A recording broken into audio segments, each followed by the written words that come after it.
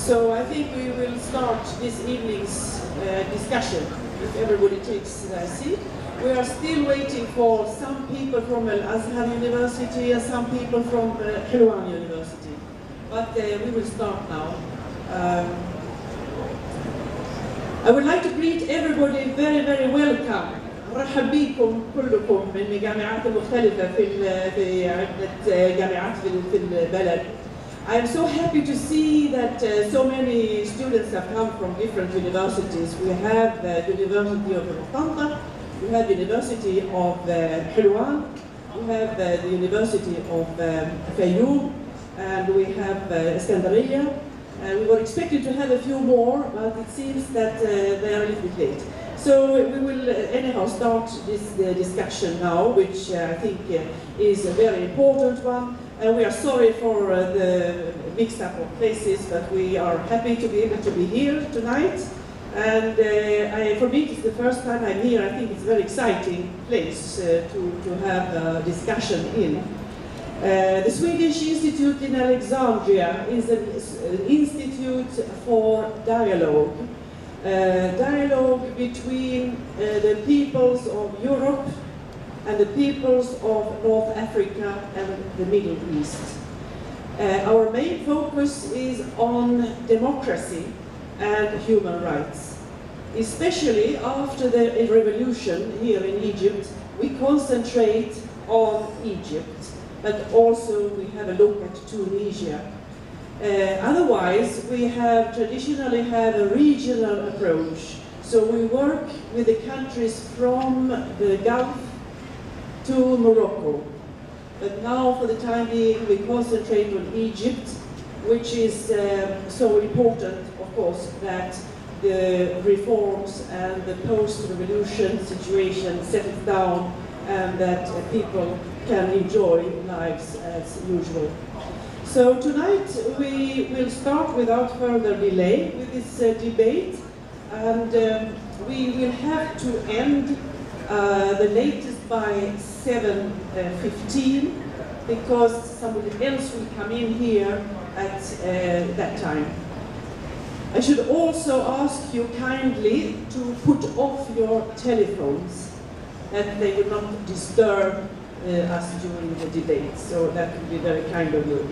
So without further delay, I will now give the word to the moderator of tonight's debate, the well-known journalist that I'm sure many of you have seen on the TV, Mr. Tim Sebastian, who will lead this debate, and he will make the introduction of the speakers of tonight.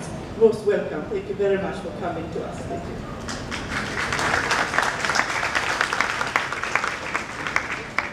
Ambassador, thank you very much. Thank you very much indeed. I think we'll just have to adjust the microphones a little. Can everybody hear me? Okay. Yes, even at the back? All right. I just wanted to say a good welcome to you and welcome to this new Egypt debate, which is sponsored by the Swedish Institute Alexandria. And to thank you very much for coming in such large numbers. I know many of you have come a considerable distance. The reason we're here tonight is to discuss a topic that many Egyptians I know believe to be of central importance as the country moves towards free elections under a new system. The subject of religion in politics. Where does religion fit in the post-revolution state? Should religion set the moral framework of the nation or be involved in day-to-day policies, and if so, in what way? Which of the many interpretations of religion should dominate? Are we talking Islamic values or Islamic punishments? Where should the limits lie? And should there, in fact, be any limits at all? So those are just some of the questions that I hope will raise in the course of our discussion tonight. As is the practice in many debates around the world, we've chosen a controversial motion or statement to discuss. This House believes that religion has no role in politics. This is not necessarily, I have to stress this is not necessarily the view of the organizers, and as chairman my role is to be absolutely neutral in this discussion. But we have two speakers who wish to support that motion, and 2 who will argue against it. Our aim is therefore to have a fair debate, 2 sides equally matched, and engaged in peaceful argument. And in the end, it is you, the audience, who will decide which of the arguments on which side you find most convincing. At the end of the debate, we'll take a vote. This will be reflected in a show of hands. And as I say, you will be the ones to decide this issue for yourselves. Let me now introduce our panelists. You can see sitting on my right, Anwar al-Sadat. He's a member, ex-member of Parliament now, and he's leading the Reform and Development Party. And with him is Dalia Ziada. She's a blogger and political activist, and a founder member of the Al-Adl, the Justice Party, and director of its women's organization. Speaking against the motion, those on my left, Ibrahim al-Hudaybi. He's a political commentator and former member of the Muslim Brotherhood. And with him, also on my left, Sondas Hassan Halabi. She's an Islamist pro-democracy activist and a civil rights advocate. Ladies and gentlemen, these are our panel. Each will speak for 2 minutes. When they finish speaking, putting forward their arguments, I will question them for a further 2 minutes. And when we've done that 4 times with all of the speakers, we'll throw it open to you, the audience, for your questions. If you would put up your hand, I'll try and get to as many questions as possible. If you could direct them to one side or the other, that would be helpful. Please, I would ask of you not to make any speeches. We're only going to take 4 speeches from the panelists, and they're going to be short ones. And if you can confine yourself to just 1 question each, because I'm certain there are going to be lots of you who have questions, and we want to get to as many people as possible. So without further ado, let me now ask Dalia Ziada to speak for the motion that religion has no role in politics. For 2 minutes, please. Is it working? Is it working? Can you? Yes. It's working. First of all, I would like to make it clear that you can't hear me. Okay. First of all, I would like to make it clear that I'm a Muslim and I'm very proud of my religion. But despite I'm a practicing Muslim, I would never accept to have my religion involved in politics in any way. I have very quickly, because of the 2 minutes limit, made certain points why I don't want the religious state, which I wish to reflect on further during the discussion. First of all, I believe that religious state is too static, as it sticks to a text, more than it encourages critical thinking and free thought. We need a dynamic, flexible state, especially in this very critical phase in Egypt's history, that can learn from its mistakes and fixes itself by time. Second, I believe that religious state is the other face of autocracy. Both by theocracy and autocracy, are 2 faces of dictatorship. Religious state is even worse than autocracy, as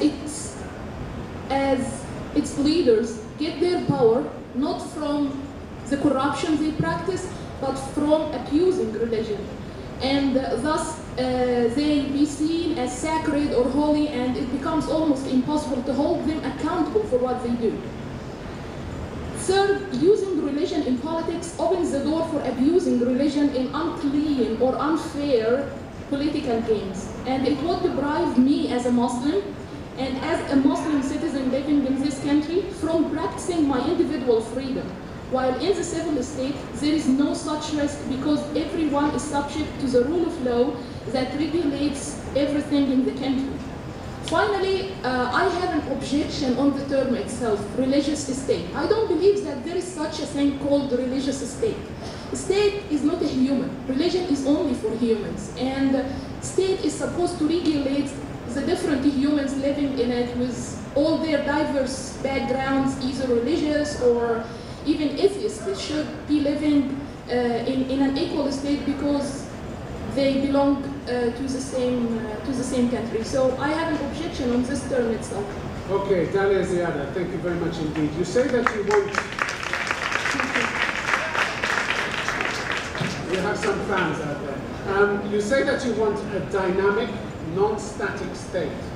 But what's wrong with a state that has some values that religion stands for? Like honesty, lack of corruption, charity, the things that Islam embodies. What's wrong with religion bringing those kinds of things into politics? Actually, I believe that, I can see that if we really believe in human rights, if we really believe in corruption, as Muslims, in the first place, we should not oppose the civil state. Because this is exactly the same values of the civil state. And Islam has nothing to contribute to the civil state? Not Islam, but the religion itself, because it opens the door that is for the religion. That is your religion. Yeah. It's my religion, that's right, but I don't want to get involved in politics, not because it's bad or it's not adaptable to politics, but simply because it will open the door for abusing religion to fulfill political goals by some groups or... Well, you say this, but the Grand Mufti has given assurances that religion will have a place but will not interfere with what he called the civil nature of the nation's political processes. So it will not be involved. Don't you accept that assurance from the Grand Mufti? I would accept it if he means by it what we have seen in Egypt between the 1920s and 1950s. Al-Azhar was very strong. But excuse me, what was He's still one of the most respected religious figures in the Egypt. Mufti? Yes. Yes, he is, definitely. Yeah. And he is saying that while religion cannot be completely separated from politics, we can ensure that it's not abused for political gain. He says this. It will not be abused. He's giving you this assurance. It will be abused. So you don't accept what he says? I don't accept, yeah. We have seen it before in several You don't think he's an honest man? He is an honest man. I don't mind it. You see, I think you, now you are setting the example of the religious state. You call me a this, not an I'm asking you a question.